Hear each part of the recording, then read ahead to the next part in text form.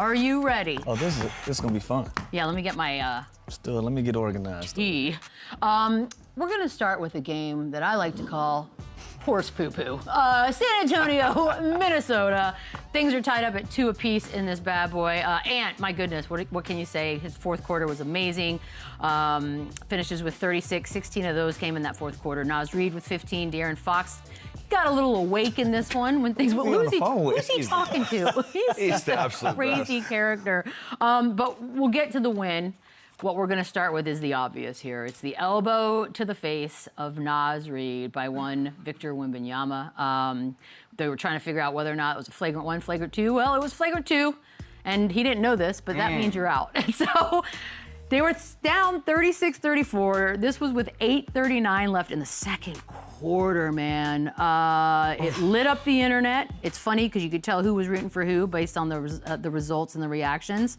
But guys, no doubt on this call? Well, yeah, no doubt. And look, I don't like how he kind of looks back, sees him, and then throws an obvious elbow. Again, I don't want this to get out of hand. He's not going to be tagged as a dirty player. It's his first strike. This was dirty, man. Like, this was obvious elbow, no doubt flagrant 2. And, like, again, I got no Can we agree this was intentional? This was, bro, Can we context it a little bit about how many times he'd been fouled before that? He looked at him and elbowed him in the face. Let's context. Let's Cut it background out, this. B. Dude, they were molesting him for 2.5 games. Cut it You out. sound like the bias.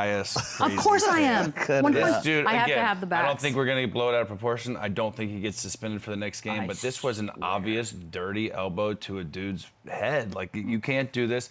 And more importantly, you can't put yourself in this situation as Victor Wembanyama, as the engine of this team, to get yourself tossed out of a game. And now this. Why do you think he did that? And again, okay, well, control your bad emotions. reaction. Control your emotions. But what was the reaction to?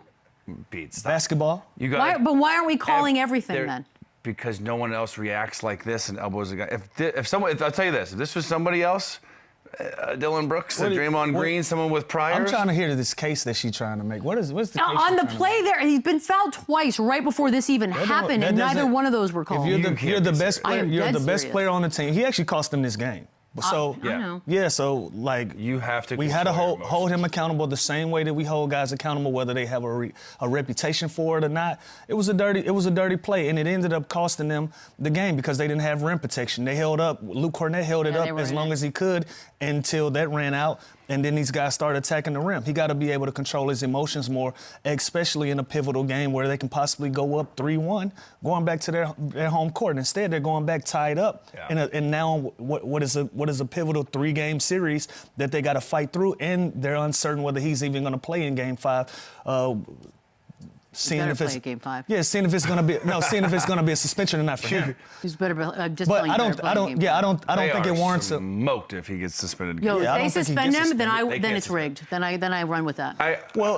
You'll feel Should like he miss Game 5? I don't think so. No. I don't who think knows? I don't think he misses Game 5 for that play. It's not a basketball play. It was a dirty play, but I don't think it continues on past what happened already. I think the idea that this is playoff basketball, it is physical. You say he's retaliating because he was getting fouled in the play. He literally was fouled by Jaden McDaniels on the same Okay, play. maybe, but there's guys fouled every. So if he got fouled by Jaden McDaniels on that play and you elbow Naz Reid, there's. Oh, sorry, you're the one that's standing there. Make it make sense. Okay. And Make it make sense that the refs call what they I'll want. make it make sense for you. We gloat about how tall he is. You look down on Very a man tall. and swung down to elbow somebody. You have to go out of your way to connect with somebody. There's contact on every single This is play a in the lot of NBA. contact You here. can't just go and throw an obvious elbow like this. I know you love them. I know you love the Spurs. You can't do this. And more importantly, you have to control your emotions to not have this happen, to leave your team out to dry. At the end of the day, Especially for somebody we give so much credit to for being level-headed and for being mature for their age. That goes to show you how much he'd had it. He's unbelievable. He is wise. I like how you're riding for him, but it ain't working. He is very wise. I like his approach. I like his mental. He had a weak moment here that Lou's right. He cost his team this game. He is too valuable. His impact just being out there alone, let alone his impact on the defensive end, the way he scores the basketball. Think about what he did Game 3 offensively with 39. Like, he can't do things like this in such a critical moment, in a critical series, against a team, by the way, that is scrappy and that is not going away. Hella physical. You can't put yourself in this situation to do it. I hope he doesn't get suspended in Game 5 because it's a hell of a series. And I don't think it was that. Again, he's got no priors. He's got no history of doing this. Like, we don't want him out Game 5. do not suspend him Game 5. This series is the best do it. series, pretty much the only good series we got left. Like, I'll tell you what, there's hate now. Now there's hate. you can't do that. Now it's a rivalry. But this was a very dirty play by a great player. This is why you need a goon on the team. The Spurs need a goon because they need a guy that goes out there and does that. You don't thing. really need a goon. I don't think Minnesota is even playing a bad brand of basketball. I think they're playing physical. That's I what think I'm they're saying. being aggressive. I think that it's also playoff basketball. Nobody's going out of their way to do anything to Wemby or anybody else on the San Antonio Spurs to take this out of the context of playing basketball. Everything that I see from both teams are basketball related up until this elbow.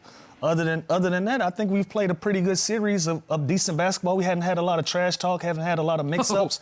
Now it's gonna get. Now good. it's on. Game 5 Donkey is Kong. going to be. I should just fly But home for that. even the elbow.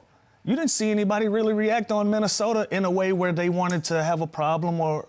It's a great point. Like, Yeah. I'm surprised Jay McDaniels didn't Because he just got away with a foul. push him after. Were you going to push it? Because I don't think that's the way that the series was going. It wasn't going in a way where anybody was going out of their way to be ultra aggressive with Wemby. Well, now, now. were they making it difficult for him? They supposed to. Were they being physical with him? They're supposed to. All of these are playoff basketball. So in those moments, he got to be strong enough to be able to maneuver what's what in that situation, especially when you turn, you look down on a guy, you seek him out, and you elbow him. It was just a bonehead play. It cost him a game. And now the series is interesting.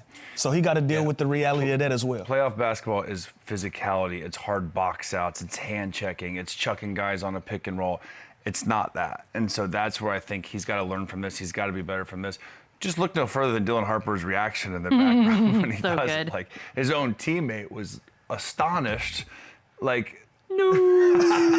like, Yeah. come on, you Like can't. he said, "Damn, that's game 4." And you're Yes, I arguing am. for Yeah, this. can I also say this? In slow-mo, it looks way worse than it did in real time. Everything looks Stop. Still looks I bad. told you Can that we be last more week, dramatic? Bees. Everything looks worse in slow-mo. Please, and let's not act like Nasri didn't add a little extra. He didn't oof. add nothing. He He didn't added. add. That's a grown-ass Honestly, man. He like- falls like that. B, Please stop. you know why I respect you so much, B, for keeping it real. Today, you are not keeping it real. I am 100% keeping it real Also, today. like you said, like I'm surprised this didn't trickle into something else. To Like, something if else. Minnesota, like Rudy Gobert, Jaden, those other What guys. is that were, Rudy I am just Gobert saying, gonna if do? my guy gets elbowed You got like an elbow that, just like everybody else, eye for an eye. you would think someone would step up to this. I think it was a weak moment. They didn't for do him. anything because they'd been getting away with stuff to begin with. Why would they haven't been push it? intentionally elbowing people in the face? Please stop it. Oh, you know what? The game. Just know, Game 5 is going to be awesome, loud, and he better better just not. hope he doesn't get suspended. I will riot. I will lead the riots through the streets. The game itself. Look, Spurs were in this one, and we know they can win games without Wemby. Spurs They actually did it this shot more season. free throws last night, but I'm listening. Yeah, because they did. Okay, 94-86 is what the Spurs were up with 8:51 left in the fourth. So there was a moment of hope and a glimmer of, all right, we Yeah. can do this. But then it looked like they sort of let go of the rope, Lou. Yeah, I think they held on as long as they could.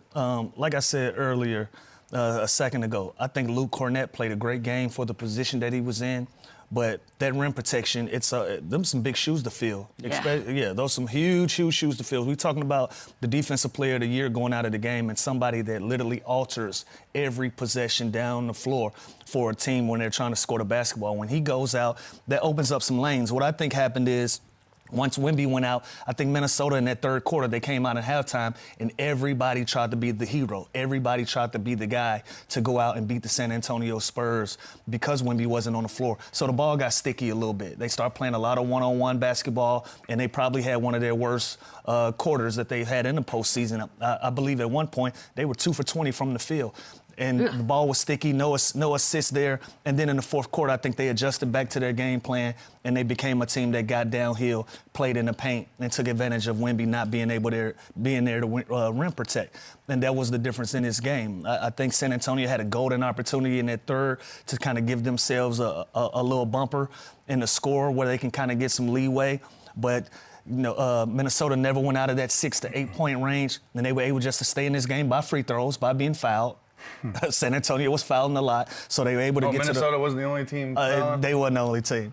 But Minnesota was able to get to the free throw line, and that opens up lanes for Anthony Edwards. He's too dangerous to not have anybody to protect the rim right there. Then now Julius Randle, somebody that's been criticized in his past for being a bull in a china shop. That was his golden opportunity to be able to go out and play that brand of basketball and create fouls and opportunities to get to the free throw line. And I think those were the adjustments that they made and eventually end up beating San Antonio. Yeah, it just seems like when Wemby went out, they got bright-eyed and they said, okay, this is an opportunity right now, even up the series. They were missing their key guy. And like Lou just said, Julius Randle was then able to go ISO and do his spinning downhill, not knowing that Wemby's not coming weak side to try and block the shot.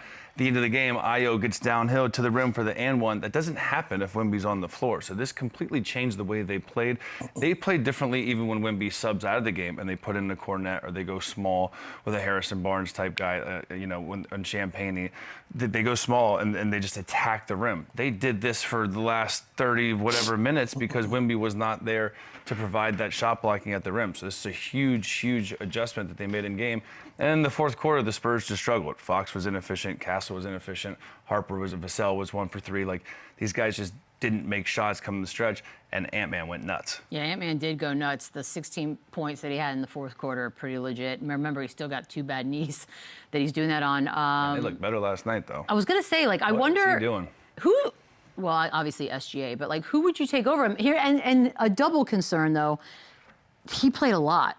Do we have any concerns about how he's feeling as we go into Game 5? Because I don't know, those knees got to be feeling weird. This is playoffs. You leave it all out there. You have a chance right now to tie up this series. Now it's a 3-game series and possibility with no Wemby. And even if he is in the game, it doesn't change anything the way they're doing. They beat them with Wemby. They beat him now without Wemby. Like, this is a great opportunity. And we've talked about this Minnesota team in this playoffs. They're so scrappy. They never give up. It's always the next guy. Like, Ayo has stepped up huge. Mike Conley's filled in great. Like, Ant has, when he's banged up, Julius Randle was great. Rudy Gobert's had the best playoffs, arguably, of his career, just his impact on both sides of the ball. So Terrence Shannon has had his moment. So didn't have a great night last night, but I like the fact that he remained aggressive. And Shannon Jr. Shannon Jr. Yeah, like that's what he's there. That's what he's there 3 for. for 12 from the field, but the fact that he never lost confidence and he never wavered. See, sometimes with young players, if you can't make shots, that determines how you play. That determines your confidence, not being able to guard. He didn't allow that to deter him at all. He still made positive plays, even as inefficient as he was on the offensive end.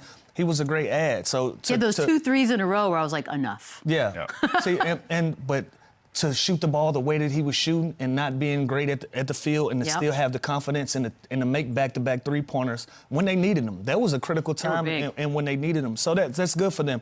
Minnesota is in a great position right now, just as much as San Antonio is. Everybody is showing up to play. Both teams have depth. Now I'm curious to see how San Antonio responds in Game 5 on their floor. I expect Wemby to be back in that lineup. But you just allowed Minnesota to get some momentum as well. So that's going to have to be something that you pay attention to. And I don't know what Ant's doing, but he looked fresher. He looked like he had a more explosive. Whatever he's dealing with, it looked like it's getting better instead of worse. How is it getting better when he's playing on it? He's healing. They went straight varsity blues and there's got to be some good stuff happening. But I say this, like that one, I think it was Game 2. He looked a step slow. He didn't have that burst at the rim. Usually he's put on your head. He was kind of just laying it up, barely getting over the rim. Last night he looked like himself. He looked explosive. Even just kind of his elevation on his mid-range, getting by the defender with his first step, almost just too easy. Like, he would never do that on Wemby. I was about to say, I'll just say it. That's Luke Cornett in there. He doesn't have the pedigree that Wemby has. That if you see him in that lane, your eyes light up if you're an athlete like an Anthony Edwards. That was hilarious, by the way. That coach is so good. How is that not a technical? That should be a technical. No, but you know what? The only thing he did do was he'd go back and get a little oxygen in the game. Did you notice that? And then he would come back out. I was like, so maybe that's the one thing that he's feeling. I just don't know how your knees get better. I'm just saying, physically, he damn near looked 100%.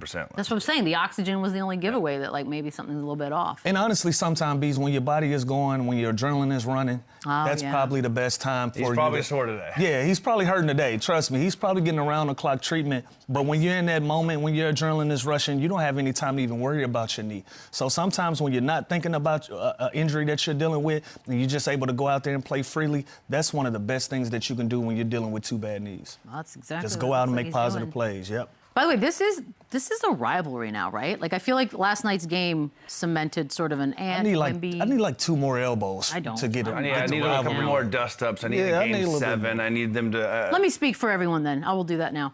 As a Spurs fan, I will represent. We now hate the Minnesota Timberwolves. This is 100% a rivalry. Why? Because with the Wemby situation? 100%. This you is now... hate them for him elbowing them? And the refs. Like, this a whole thing. I'm just telling you that Game 5, Naz Reid will hear it. I thought I knew San Antonio Spurs fans to be responsible. What? No, what? We're fans. What are you talking about? I promise you, you can't be mad at Minnesota because of this situation. When Naz Reid touches the ball tomorrow, it will be chaos. And I 100% am here for it. We're victim blaming. No, I'm sorry. He was a victim. He embellished. Oh my gosh. The pressure. You sound like a crazy person. No, I don't. This is exactly I can't what believe we're dealing with this today. I can't believe I had to deal with this today. I wanted to call in sick. So it's all good on the Spurs end. Wemby didn't do anything wrong. No, he did. Naz Reid should have got his face out the way. This was probably a little bit extra, but not as much as y'all look back said. at him before, I feel like it could have been an accident. He didn't look back. It's a normal head movement. Fully on purpose. Okay, this is like a Zapruder film. I'm going to sit here for the next 24 hours and do this. By the way, the pressure's all Spurs, right? Like, I don't think anyone's arguing that it's Minnesota's. Yeah, I mean, listen, they're the higher seed. They're the team that everyone wants to see match up against OKC in the Western Conference Finals. Like that is the matchup that everyone's been waiting on, and the Minnesota Timberwolves have something to say about that. And again, this is a team that's been counted out. This team that's been banged up with injuries, and they continue to prevail and play hard and defend. And so it's not going to be easy. And again, at least they have home court advantage in this 3-game series. They have to take care of Game 5. Wemby obviously needs to be in the lineup, and he needs to control his emotions. Please. But because his impact is undeniable there, and they're completely I thought that was the whole point of going overseas. And yeah, what happened in the monk training? I thought that was the whole point. I'm pretty low key, but if you poke the monster that many times, at some point I'm gonna blow up. Well, you poked the monster. I'm having a hard time finding the poke. How about this? Maybe it was the best move ever by Minnesota. Because if he misses Game 5, I'll do it again. Yeah. Oh, and then you think there's no rivalry or hate? Yeah. Oh, I'm just saying. What a brilliant play. If that gets him tossed for the next game, then the Minnesota Timberwolves won that battle. Yeah, Naz Reid should thank his acting coach. But to your point, the Spurs are under a lot of pressure. So much pressure, by the way. Yeah, because like Chandler just mentioned, the next 2 out of 3 games are on your home court. But you're playing a team that doesn't feel like they're the underdogs. Nope. Yeah. You're playing a confident team that feel like they can beat you. So to put yourself in a position where they're tied up 3 games, they feel like they can go out and get one of these. More than likely the next one, and getting back to their home court. So I'm so excited for this next game because I think you're going to see the best effort from both of these teams. Both of these teams with it being 2-2 now. By the way, I think I just saw the Spurs are going to be favored by double digits in Game 5. That's not accurate. Yeah. Well, not if bad news comes down. But bad news better not come down. We should take the Even show with to San Wemby, Antonio for tomorrow. I think I'm all set. I think I'm going to go ahead and go out.